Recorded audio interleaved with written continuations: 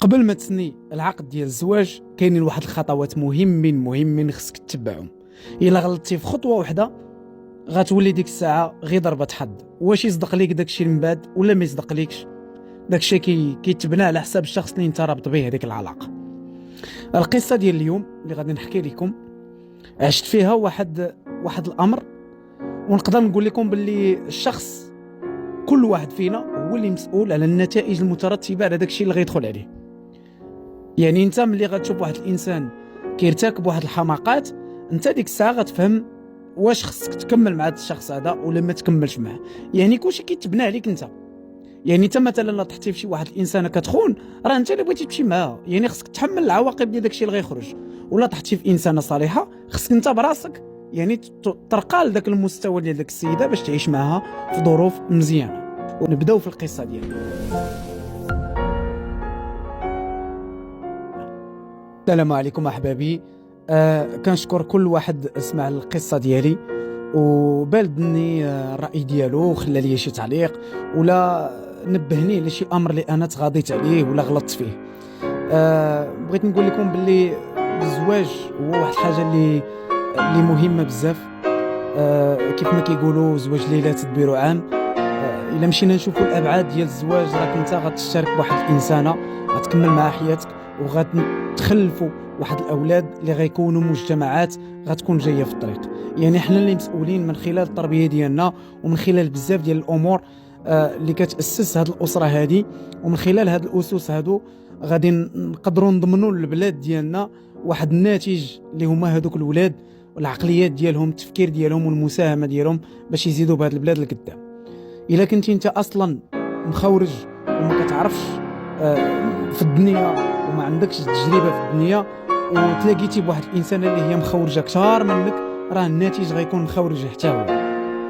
ما علينا سير، انا واحد الانسان اللي كبرت في واحد الظروف صعيبه بزاف، خصوصا من واحد الاب اللي كان متسلط، واحد الاب اللي عنده واحد باش نقول لك ديكتاتوري في الاسره ديالنا وفي الدار. عانينا بزاف مع هذا الراجل هذا، ولكن بهذه المعاناه خلقت منا رجال. انا وخوتي الحمد لله من صغرنا، يعني واحد خويا مديها في قرايته، انا مديها في الخدمه، كنخدم ما خليت حتى شي صنعه ما درتهاش، وكان الحلم ديالي نكون تاجر ولا عندي شي مشروع ولا عندي شي محل. الحمد لله سارت الايام ودازت الايام، وصلت لداكشي اللي بغيت بعد واحد معاناه طويله جدا. درت 36 سنه عاد قدرت باش انني نوفر واحد داري بفراشها، نتهلا في والديا وخوتي تا هما تيتهلاو في الوالدين، وقدرت انني ندير واحد المحل. لا داعي للضروره نوعيه هذا المحل، ولكن هو محل تجاري الحمد لله خدام ليا مزيان وما كاينش مشكل في هادشي هذا. ما عمرني درت شي علاقه، ما عمرني تصاحبت، وما عمرني درت يعني شي حاجه اللي كنت معمر وقتي بالخدمه وكذا. حاولت نتصاحب ما صدقش داك البلان، خويت راسي من هادشي هذا وكملت وركزت مزيان على داك المشاريع اللي كنفكر فيها. الخطوه الاولى باش انني نتزوج، غادي نتزوج بنت خالتي. هذه هي اول تزويجه ديالي ليا. ما دامتش هاد التزويجه هذه شهر ما دامتش. اصلا هاد بنت خالتي كانت كتعجبني، ولكن هي كانت كتباهر بداك الزين ديالها وبداك فهمتي، كتفاخر بزاف ومتكبره ولكن انا ما كاينش كيبان لي هادشي هذا. كانت كتبان لي بلي بنت خالتي زوينه، وولاد خالتي كلهم ولاد عمي باغيين يتزوجوا بها وداكشي، ولكن قلت نجرب حظي ونتزوج بها، تقدر تكون دارت عقلها وداكشي. الوقت اللي تزوجت بها انايا كانت يعني عندها 25 سنه، يعني السيده كبيره في عمرها وشارب عقلها. والمشكل هو ان كنخطبها واحد الولد وتفلى عليها وفهمتي، وكانت الوالده ديما كتقول لي ستر بنت خالتك، ستر بنت خالتك، ستر بنت خالتك. درت انا بكلام الوالده وقلت لها صافي هضري مع خالتي وقولي لها شنو كاين، وراه الوالد حتى هو راه غيدخل وماشي مشكل. بنت خالتي تيقول لك الحميله خنز كيهزوهم ماليه. طرقت معها المسمار، هضرنا معاهم، عجبها الحال حتى هي.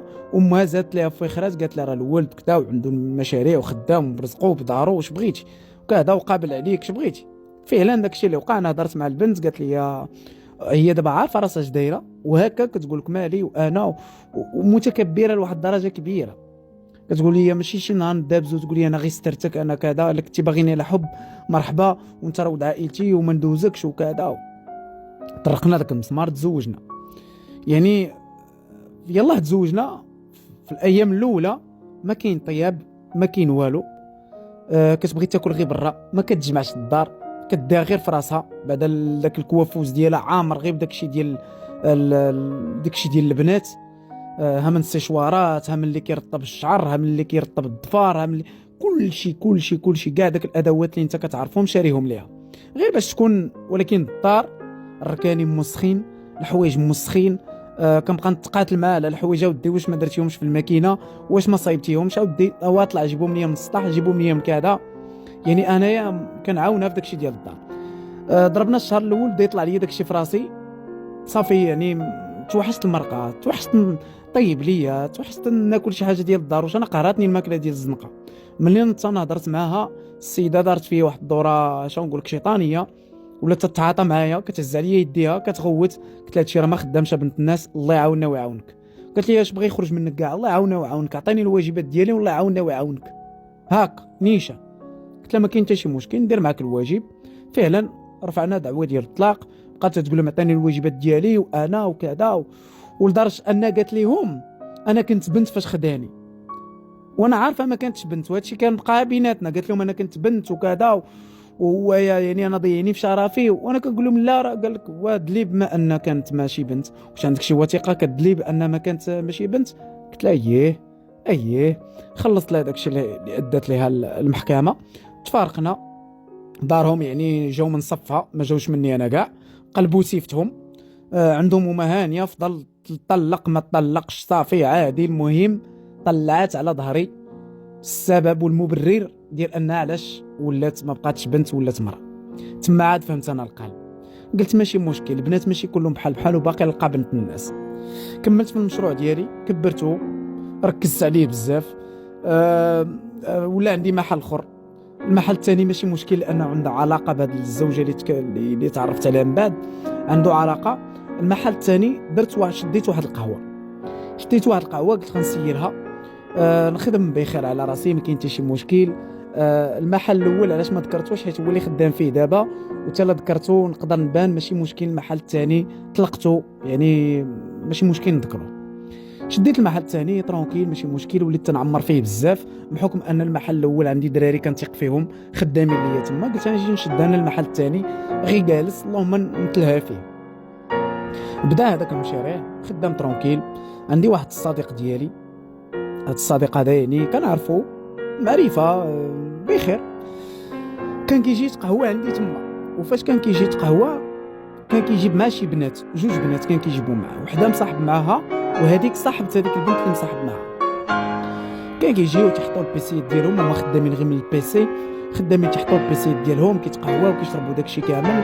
انا ديك البنت اللي كتجي مع صاحب الدري صاحبي عجبتني صراحه. وليت تنجلس معاهم، تنهضر مع الدري صاحبي، تنهضر معاه هي، هما خدامين في داكشي ديال الانترنت بحال قلتي، كيخدموا غير من البيسي، كيطلعوا نهارهم ويمشوا في حالهم. عجبتني هذيك البنت. هضرت مع الدري صاحبي قلت لي شو سميت داك البنت؟ قال لي اش بغيتي بها؟ قلت لي راه عجبتني وبغيت نتعرف عليها. دابا صاحبي بحال بغى يقول لي بعد من السوق ما بغاش، بحال بغا وما بغاش. قال لي اش بغيتي بهذيك البنت؟ قلت لي راه عجبتني وكذا، راه بغيت نهضر معاها. قال لي اصبر عليا تنهضر معاها، ما نقدرش نعطيك نمرتها وراك عارف وتقول لك علاش وشكون ومنين جاتك نمرتها وكذا. غنقول لها راه بغا يهضر معاك السيد، الا بغات راه هي تعطيك النمره منين نجيو نتقهواو هنايا. فعلا داكشي اللي وقع. دازت واحد اليومين جاو. مشيت انا ريحت معاهم، رحبت بهم، قلت لهم خذوا اللي بغيتو، داكشي على حسابي وداكشي ماشي مشكل. خداو قهوه، هي خدات داك ميلك تشيك وكل شنو خدا. شويه عيط لي الدري صاحبي قال لي راه ماشي مشكل، راه بغات تهضر معاك، راه سير انت وياها جلسوا ليه وهضروا. فعلا عزلتها عليهم، بدينا تنهضروا انا وياها اش كديروا كذا. بديت نتعرف عليها. قلت لها راه ما نكذبش عليك، راه شفتك وارتحيت ليك وبغيت نزيد نتعرف عليك، قصد شي حاجه ديال المعقول. قالت لي واخا. دابا الدري صاحبي عارفني هادشي هذا اللي دارت، المحل، التجاره، اللعيبات، عارف هادشي هذا. دابا شويه بشويه غيبداو يبانوا لكم المعالم ديال نهايه القصه. ما علينا سيدي، بقينا كنهضروا انا وياها. السيده مثبته مرزنه قاريه مثقفه.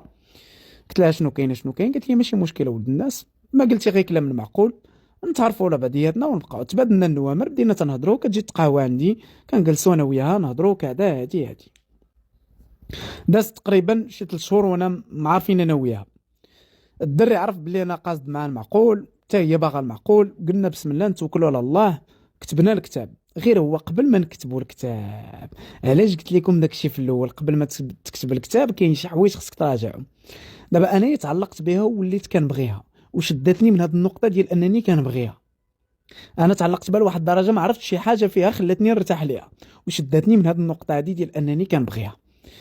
بدينا كنضحكوا كذا، وهي ديجا ملي بدينا الهضره في المعقول، وهي كتلوح لي ديك الهضره، راك عارف الوقت والزمان وكذا، وتقدر تموت وكذا، انا غندير لك 10 المليون في العقد الزواج، وكنضحكوا ولا واش تسطيتي وكذا ومني منك، وكنقلبوها ضحك. جاتني حتى اللقطه ديال غنكتبوا الكتاب، قالت لي شوف انا ما راه هضرت معاك داك النهار انت قلبتيها ضحك، غير دابا ها انت، دابا انا وياك ما غنتفارقوش، انت كتبغيني وانا كنبغيك، الله يهديك الله يهديك يا حبيبه.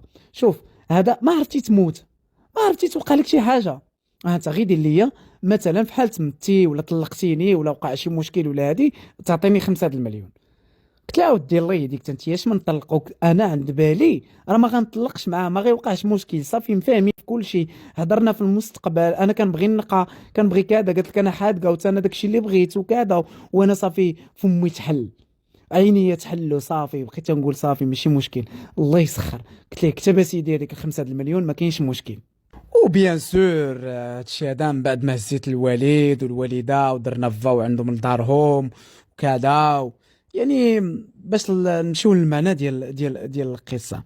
وبين قوسين يعني دارهم لا عمرها دار، وناس مستوى بزاف، الاب مثقف، الام مثقفه قاريه، غير هادي عندها خواتها تبارك الله، عندها اختها في كندا وعندها اختها في المانيا، وهما غير البنات وناجحات تبارك الله. وهاد البنت هي دابا راه خدامه على راسها وكتطلع فلوس صحيحه في النهار، يعني كتخرج فلوس.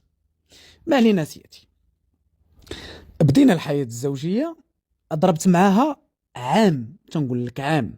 انا كنت مصر انني نولد معاها، ولكن هي كل مره كتقول لي انا ما عرفتش هذه المره هذه، انا ما حاملاش، انا كذا ما عرفت كيفاش كذا، ياك ما خصي دير التحاليل، ياك ما انت ما كتولدش، ياك ما هذه. فعلا مشيت درت التحاليل لقيت ما عندي حتى مشكل، هي دارت التحاليل ما لقات عندها حتى مشكل. قلت لها ماشي مشكل، راه غير ما كنجيبوهاش قد داك لوفيلاسيون ما عرفتش كيقولوا ليها، ولكن ها انتم تعرفوا السبب من بعد علاش. ما علينا، فاش ضربنا هذاك العام ما خلينا فين، سافرنا خرجنا كذا، هي كتكمل خدمتها هي كذا، وما عمرني عرفتش من النوع ديال الخدمه كدير في ذاك البيسي، كتقدر تطلع 3000 4000 درهم في النهار، ولكن ما عمرني عطاتني الفرصه نفهم داكشي اللي كدير. ما علينا سيدي، فلوس انا ما كنشوفهاش، ما عندي ما ندير بها، تخرج تسوق تلبس حوايجها تدبر راسها شغلها هذاك، انا عندي رزقي خدام على راسي، انا هو الراجل في العلاقه. ولكن مور ما كملنا العام السيده بدات تتبدل، ولا تجي القهوه، ولا تتهضر مع الخدامه، ولا هي اللي كتصرف. قالت لي باش دير، انا نتكلف بهاد القهوه هادي وسير نتايا قابل المحل ديالك الاخر، انا غنتكلف بهاد الشيء هذا، راه الخدمه اللي كدير ما عجبتنيش وما بانش ليا فيها. ولات السيده كتفرض السيطره ديالها، ولا تتفرض الراي ديالها، وانا ذاك الحب اللي عندي من جهتها ولا كيغطي لي العينين، تقول صافي راه السيده قاريه واعيه، راه تبارك الله الخبره اللي عندها راه غتفيدنا في هنايا. ولاو الخدامات يتشكاو ليا، ولا يعني ولا تدخل في الفلاكيس، ولا تدخل في البونات، ولا تزيد في السلعه، ولا تزيد في شي لعيبه. دخلت قلت لها حبس المرقه، حبس، ما بقاش تدخلي ليا في هاد الامور، غديري ليا مشكل، جلسي في الدار خدمي من الدار، ما بقاش جيت تربجي ليا الخدمه انا. ولاو المشاكل، نتايا ماشي راجل، وانا بغيت نقبل معاك شغلك، وانا بغيت نقبل معاك كذا، وليت كذا، ولا تتمنع عليا الفراش، ولات غير كلمه جوج تهز حوايجها تمشي لدارهم، ولات بعض المرات تتبات على الطفيليه التليفون وكتبات على الدار، حتى كتجي من بعد كتقول لك ماشي شغلك، نمشي فين ما بغيت، نخرج وقت ما بغيت، ماشي شغلك. قلت ماشي مشكل، ميك واجي نتصالح معها. ولا هذيك السيده بغات ترطاب، ولا تدير غير في الحوايج اللي صعيب عليك تقبلهم انت كزوج. قات عليا وكتعصب فيا حتى لواحد النهار اللي ما قدرتش نشد راسي، جات عندي للقهوه، كنا ديجا مناقشين، جات عندي للقهوه، جلسات، يا سربا هذاك السيد، مشيت تنجلس نهضر معاه، بدات تتغوت، قالت لك لا وانا ومن حقي وانا مرتك وبغيت نشوف معاك هذه القضيه هذه وخصك تعطيني وتانا دير لي صالير وتانا كذا. بدات تتغوت وسط القهوه، وانا ما عمر شي واحد عرفني شنو كندير في حياتي ولا شنو كندير مع مرتي ولا تتغوت. تنقول لها اسكتي دابا هضريها بشويه، دابا سيري الهضره ماشي هنا حتى للدار، لا غنهضروا هنا. وكتوقف وكتغوت والناس كتشوف والكليان كيشوف وداكشي.